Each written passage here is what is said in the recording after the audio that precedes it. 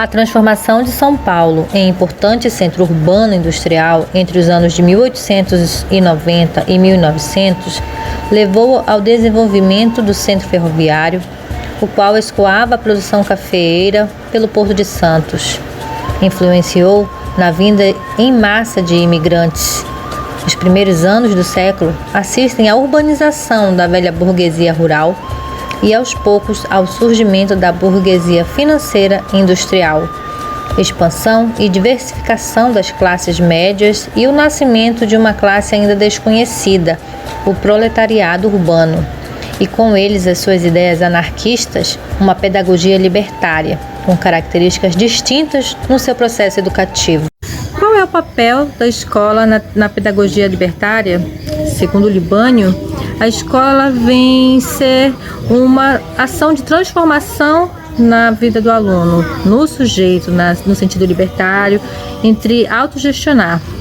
As ideias básicas é de modificações institucionais, a partir da própria experiência dos alunos, do aprendizado dele, desde seus níveis mais subalternos, até que ele possa ser contaminado pelo sistema crítico de transformação político e social.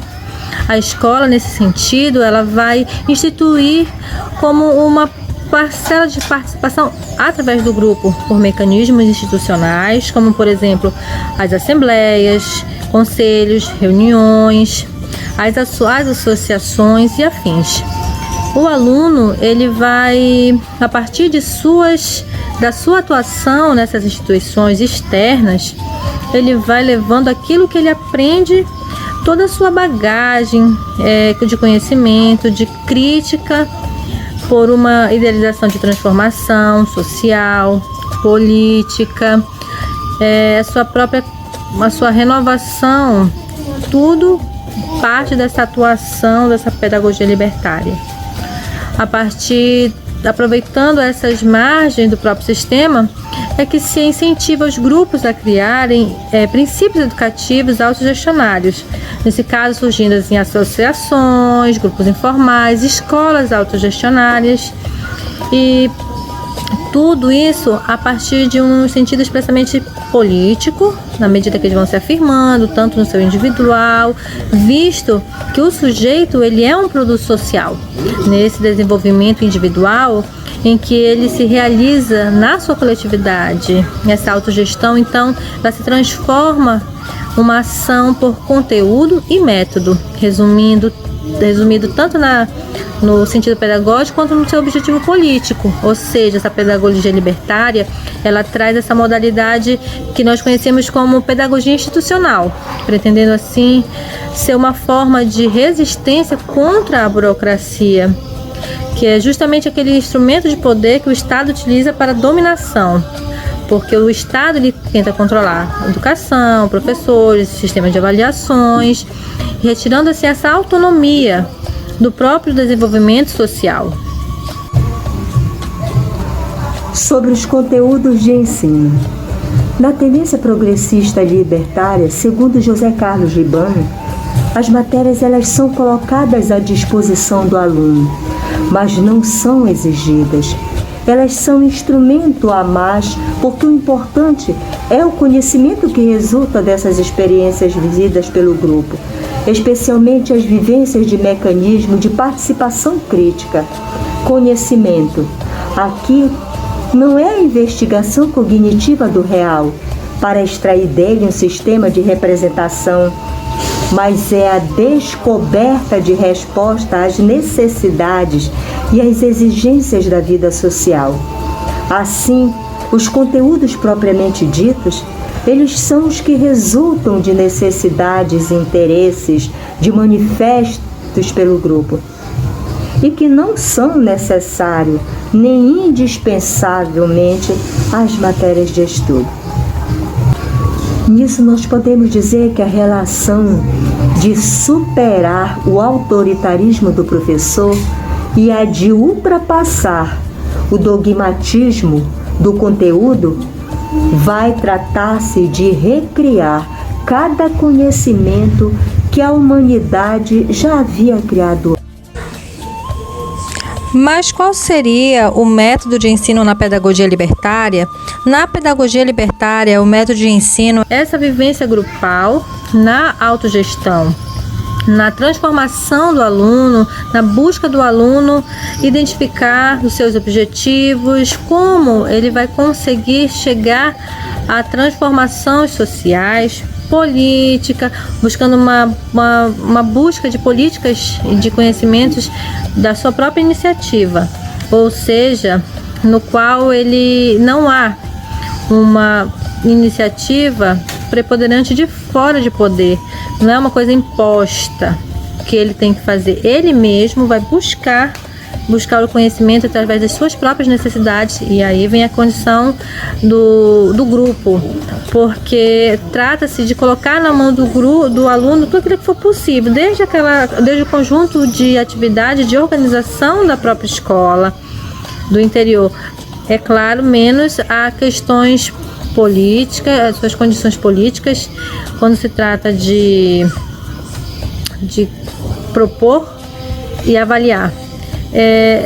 Essas necessidades pedagógicas do próprio aluno, dessa própria autonomia, vão ser excluídas de qualquer direção de grupo, ou seja, dentro do grupo que ele vai oportunizar a abertura de relações informais, organizações, de forma que todos consigam participar de várias questões que façam que ele possa participar de reuniões, desde que seja expressa pela palavra. E quem não faz parte desse processo, quem não quiser fazer parte, simplesmente se retira, voltando a um momento posterior, visto que essa pedagogia libertária ela se pauta não apenas na organização, mas na aplicabilidade, ou seja, na execução do trabalho em si, uma questão de ação e prática.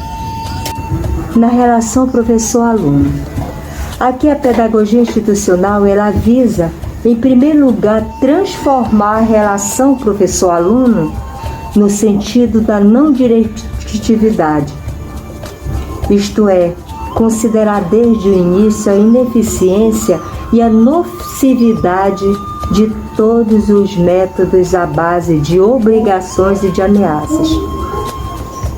Embora o professor e o aluno sejam eles desiguais e diferentes, nada impede que o professor se ponha a serviço do aluno, sem impor suas concepções e ideias, sem transformar o aluno em objeto.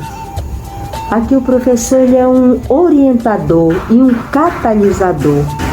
Ele se mistura ao grupo para uma reflexão em comum.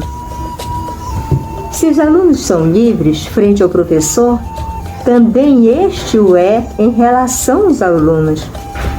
Ele pode, por exemplo, recusar-se a responder uma pergunta, permanecendo em silêncio. Entretanto, essa liberdade de decisão tem um sentido bastante claro.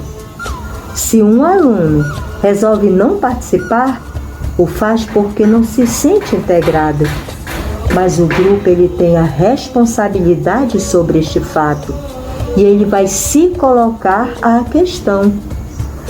E quando o professor ele se cala diante de uma pergunta, seu silêncio ele tem um significado educativo, que pode, por exemplo, ser uma ajuda para que o grupo ele assuma a resposta de uma situação criada. No mais, ao professor cabe a função de conselheiro e de outras vezes de instrutor e monitor, sempre à disposição do grupo. E em nenhum momento esses papéis do professor eles irão se confundir com o de modelo, pois a pedagogia libertária ela recusa qualquer forma de poder ou de autoridade. Nós temos os pressupostos de aprendizagem. Aqui as formas elas são burocráticas das instituições existentes por seus traços de impessoalidade. Comprometem o conhecimento pessoal, a ênfase na aprendizagem formal e a negação de toda forma de repressão, visam favorecer o desenvolvimento de pessoas mais livres. Aqui a motivação ela está também no interesse em crescer dentro da vivência grupal, pois supõe-se que o grupo ele devolva interesse em crescer, devolva também a cada um de seus membros a satisfação de suas inspirações e necessidades. E somente o vivido e o experimentado, eles irão incorporar e serão utilizados em situações